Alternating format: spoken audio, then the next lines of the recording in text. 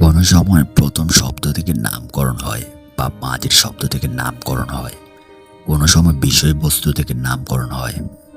তারপর আসি, এই সূরার মধ্যে 286টি আয়াত আছে। ইসলামের অনেক মৌলিকতা আছে এই সূরার মধ্যে। এই সূরায় ঈমান, আকীদা, বিশ্বাসের কথা দিয়ে শুরু হয়। এখানে নেফাকের কথা, শিরকের কথা, তাওহীদের কথা, এরপর আমলের কথাও এই সূরার মধ্যে লুকিয়ে আছে। এই সূরায় অনেক ফজিলত এবং গুণ আছে।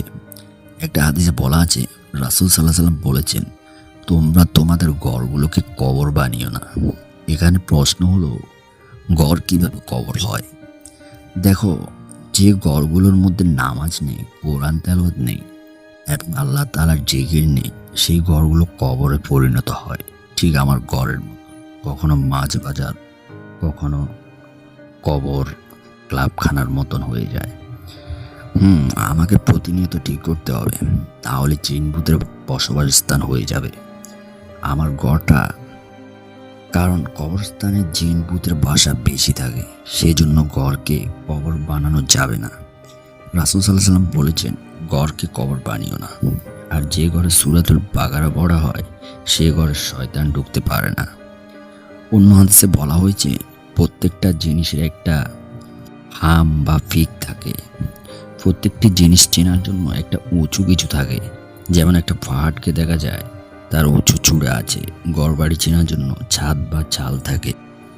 এটাকে হাম বা ফিক অথবা উঁচু কিছু বলে। ঠিক কোরআনের ফিক অথবা উঁচু কিছু বলা হয় এই সূরাতুল বাকারাকে। মজার ব্যাপার হলো, রাসূল সাল্লাল্লাহু আলাইহি সাল্লাম একটা দলকে জিহাদের জন্য রেডি করছেন।